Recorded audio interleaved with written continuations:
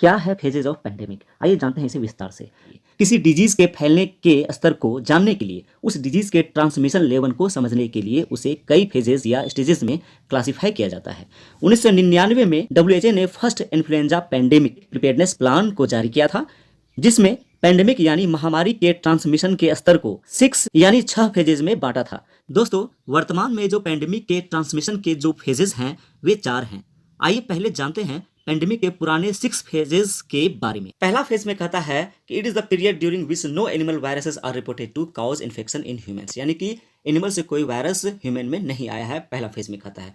दूसरा फेज में कहता है कि एनिमल से वायरस ह्यूमंस में आ चुका है। तीसरा फेज में कहता है कि ये स्पोरेडिक मामला होता है, यानी कहीं कहीं ये बीमारी कहीं कहीं छिटपुट में मिलती है, लेकिन ये आउटब्रेक की तरह नहीं है, लेकिन ये ह्यूमन से ह्यूमन ट्रांसमिशन हो रहा है। चौथा स्टेज में कहता है कि ये ऐसी स्थिति है जहां ह्यूमन से ह्यूमन ट्रांसमिशन होता है, ह्यूमन से एनिमल भी ट्रांसमिशन होता है वायरस का, और धीरे धीरे ये पूरे कम्युनिटी में फैलता है। ये आउटब्रेक की स्थिति हो जाती है और ये पता करना मुश्किल हो जाता है कि आखिर ये ट्रांसमिशन हमें किससे प्राप्त हुआ है, ये वायरस हमें किससे प्राप्त हुआ है। ये जब पता करना मुश्किल हो जाता है तो हम उसे फेजेस 4 भी कहते हैं, जो एक कम्युनिटी ट्रांसमिशन का हिस्सा है। फेज 5 वह स्थिति बतलाता है जब ह्यूमन से ह्यूमन ट्रांसमिशन दूसरे देश तक फैल जाता है, एक देश से दूसरे देश, तब उसे हम फेज 5 कहते हैं।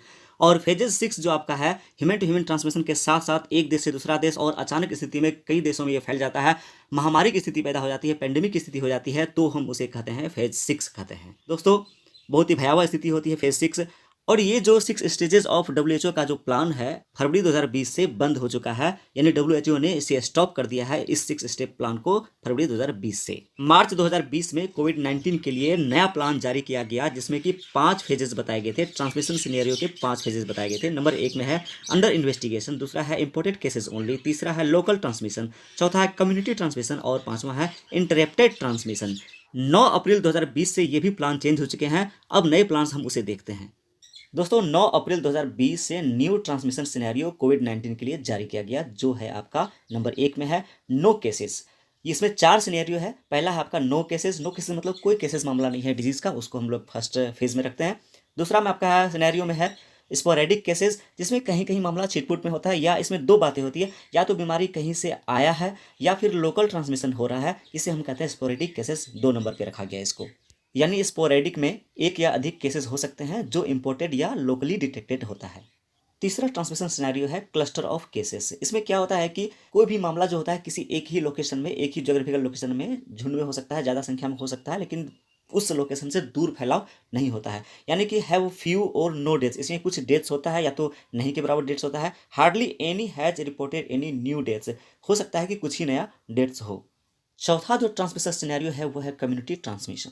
As per WHO definition, community transmission occurs when countries experiences a large number of cases not linkable to transmission chains with multiple clusters in different areas and face challenges with tracking all chains of spread।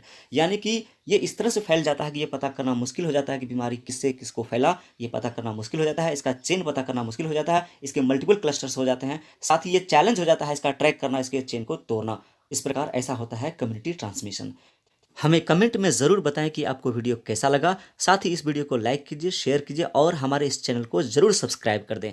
Video पर बने रहने के लिए बहुत बहुत धन्यवाद।